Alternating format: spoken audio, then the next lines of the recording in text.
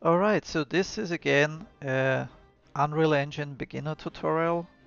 That's the next part. It's a beginner tutorial for the Unreal Engine, a series of short tutorials I put together for cinematography, lighting and shading, look development and previs.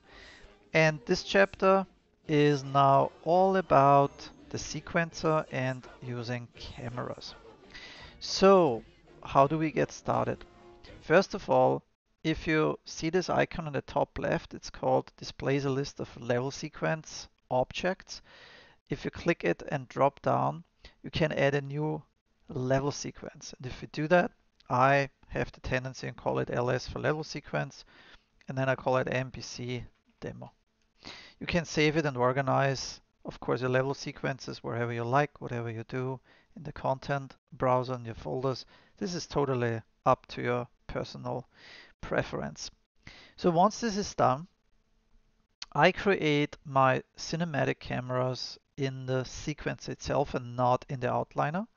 So what I do here is you can see the camera icon, you click on it, and it automatically created for you this camera. You will notice that in the editor, you see here the camera pilot active, Cine camera actor is on, and you can also see in the outliner that the Cine camera actor was created. Also, you will notice that there is this little flash icon, right? And that basically means that this camera, the Cine camera actor here, only lives in the sequencer. So check this out. If you close now the sequencer, right? Boom, the camera is also gone in the outliner because that actor only lives in the level sequence. So here in the filter, very useful, click level sequence. And again, what we just created, I open it, save it. Don't forget to file save all. And here we go. Now we have the camera in place. And once the camera is here in place, I call it 001, so I know this is shot number 1. It's in my camera cut scene here on top of it, automatically assigned. And as you can see here, you can scrub through. This runs by default with 30 frames per second and is, so to speak, in the sequencer, shows you frame by frame what you are shooting. Now on the right side in the details panel, you can basically select then all the parameters from this camera. What I love about the sequencer and the Unreal Engine is that they have literally all the parameters you will find also in a physical correct camera in real life. And I show you just like here because it's a beginner tutorial for cinematography, the most important things what I do in order to get something done. So first of all, you see by default you have the current aperture at 2.8. And important is also if you want to look through the camera, you click on perspective and then you see here how the camera is acting, right? And the aperture is basically the iris, how open the hole is the light is bouncing through, how wide open it is, or how close, how much you close this hole, right? And so for example, if you set it to 24, the hole is actually smaller. And because it's smaller, less light is bouncing through your lens, and this is why it's getting darker. If you're shooting wide open, so let's say I'm choosing a current aperture or f-stop from 1, then the hole is getting bigger. And that means more light is coming in into your lens, and that's why you have a brighter exposure. So these are kind of like the principles also of photography, but since this is a beginner tutorial, I'm not going into any crazier details. Then what you also see here by default is of course your focal length. So that's kind of like the lens. Are you shooting with a 35 mil or with another one? The cool thing is you can customize everything. You can change everything you would like to do. I just go here with the DSLR, change my diagram blade count, diaphragm blade count. I think I always misspell it, of course, in English, but to 5. But that's kind of like the iris, the blades you can control, and that is changing the effect on the bokeh effect as well. And of course, the manual focus distance is very important. You see it already here. So if we change the manual focus distance, right, then you can clearly see, oh, wow, what's out of focus and what is in focus. And that is pretty cool because you can also see in real time, get instant feedback of your camera settings and what you would like to see sharp or in focus. And if you need some help, you can turn on here the debug focus plane to draw it. And what this does, it basically gives you a visual representation what is in focus, right? So if you set this now to that, then you can see check would be in focus. Now, another thing I like to change in the film back, it's more cinematic in my opinion, is like if I go to the DSLR, I change the sensor height to 16. So what's now important also is the exposure, because as you know, this is an auto exposure, but I like to control the exposure from my cameras, of course, also manually. And what's super important is once you do that, you need to also click on exposure compensation. And here you can literally control the right exposure. If you click the little plus, add a keyframe to it, then now the exposure compensation gets also basically jumps over to your camera into the sequence. So I delete that key for the beginning so I can see like, is it really working? Is it not working? You can see it's already pretty cool what we achieve here from the look, right? So of course you can change here the camera and the lens, and if you are shooting now with a 100 mil, the depth of field gets much stronger. I mean, we have here now 104 at an f-stop aperture of 1 that gives a super strong depth of field, right?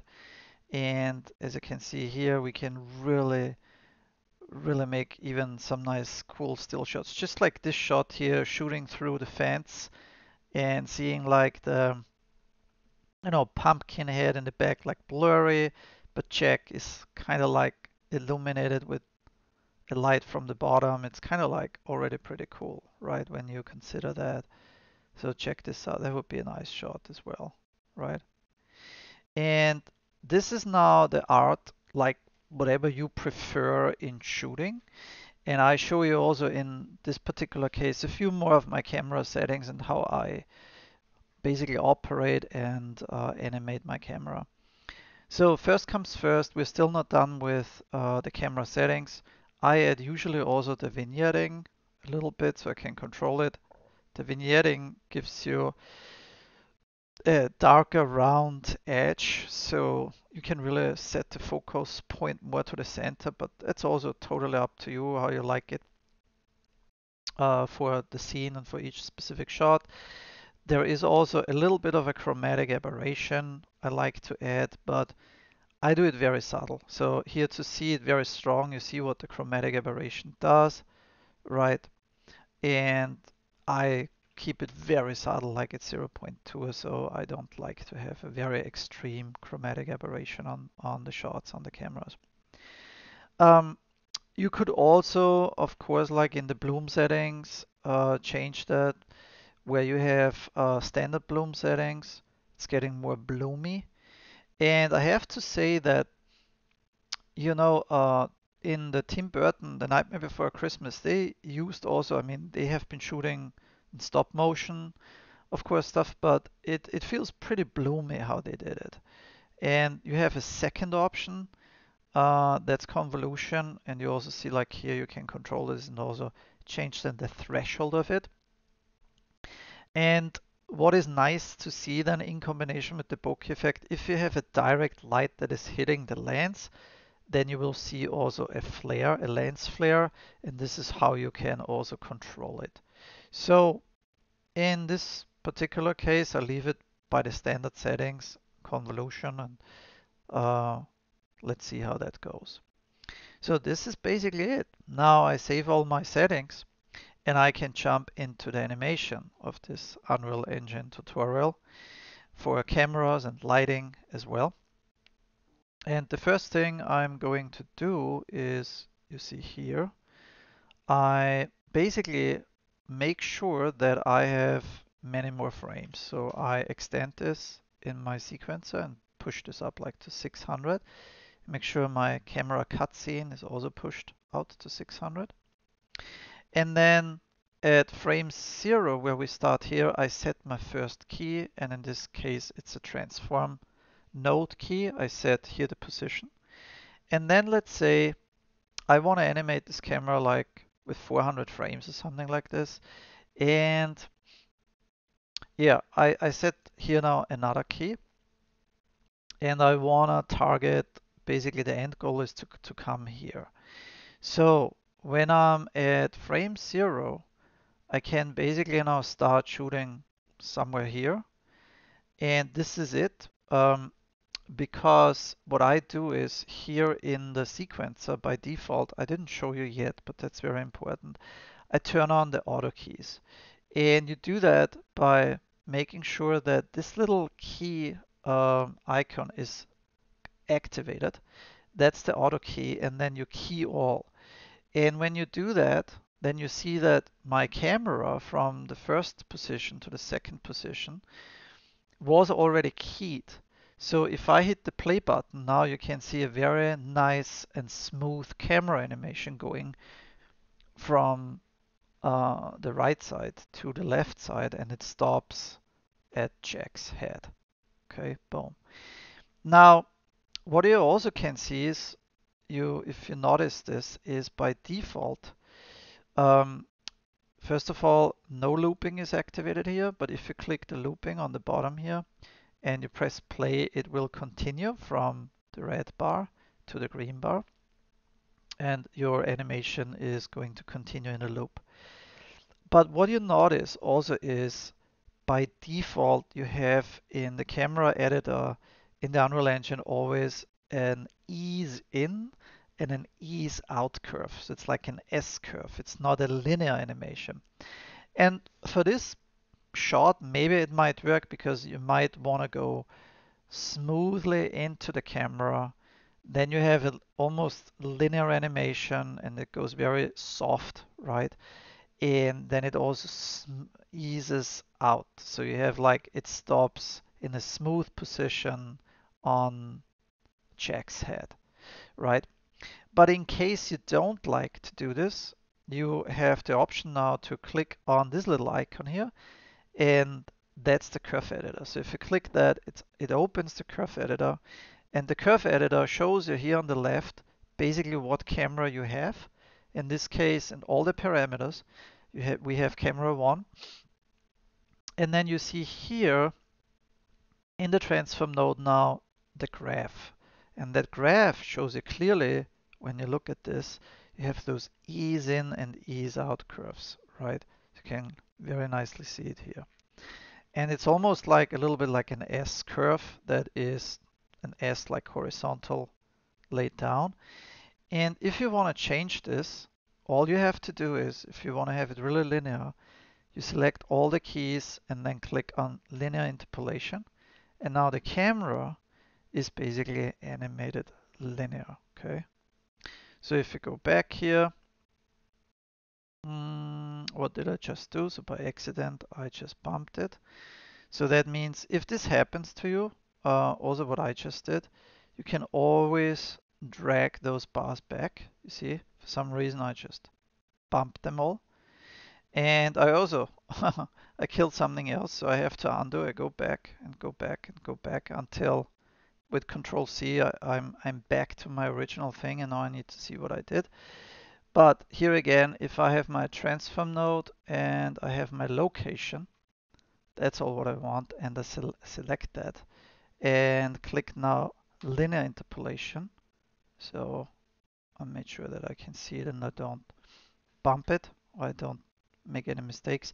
Now you see the animation basically flows in a linear way. So it doesn't ease out and ease in, it just basically goes really linear, okay? But that's really up to you. So you see it's a straight line, whatever you prefer with your camera work. But so this is already something where I feel, hey, it's kind of like okay. And the adjustments I make is definitely then also like maybe I want to key frame also exposure settings and then the focus distance. So for example, I begin the shot here and the first thing I want to do is like, my focal point maybe should begin blurry before the fence, right? So I really blur this out and now you see it's all blurry. And then I feel like, oh, it would be cool if I slowly bring the camera like here, maybe from the focal point to the fence. So we see that, and your eye is following then the fence.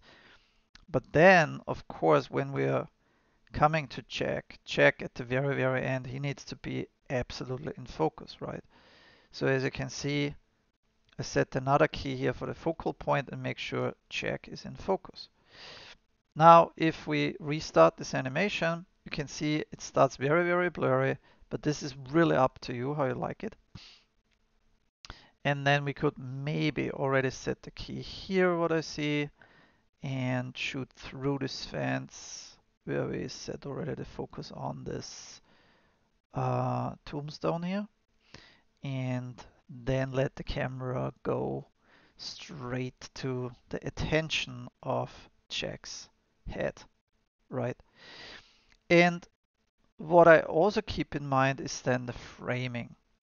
So as you can see, I kind of like here the framing that I understand, okay, it looks kind of like interesting and I have Jack's head also in a way framed where I know like, okay, this has something from the framing and speaks to the audience and shows also more depth. And yeah, that's basically now the artwork of your camera work and, you know, the way you would like to shoot a scene.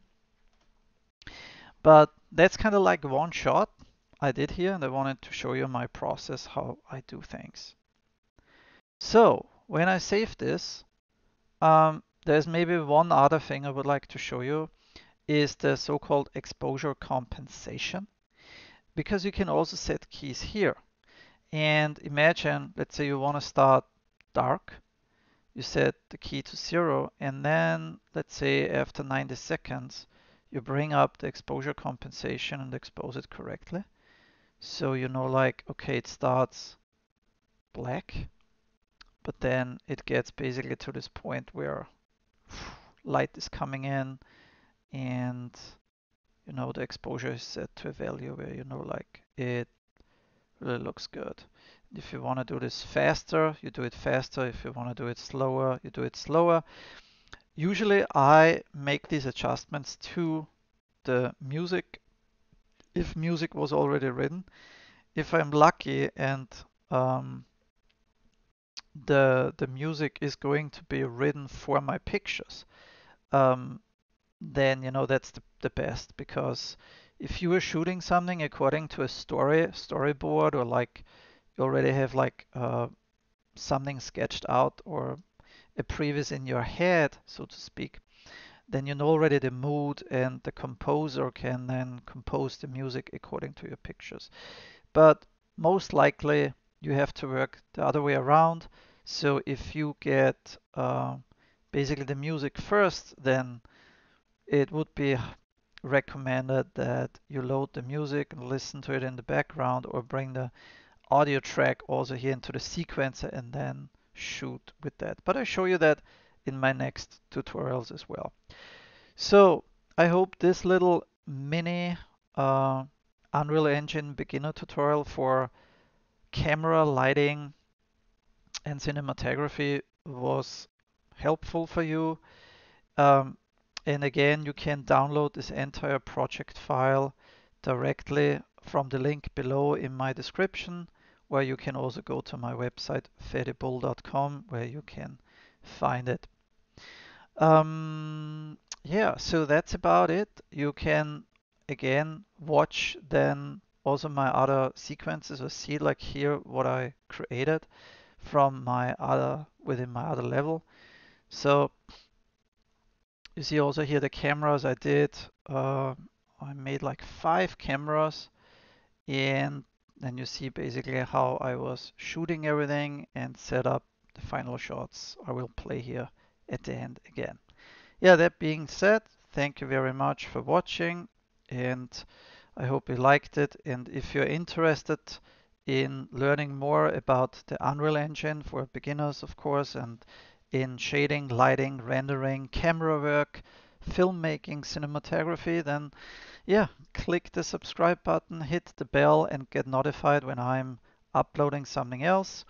And I usually provide then also all the project files for you. That being said, happy pixeling, have fun, enjoy doing your 3D art, and talk to you later. Take care. Bye bye.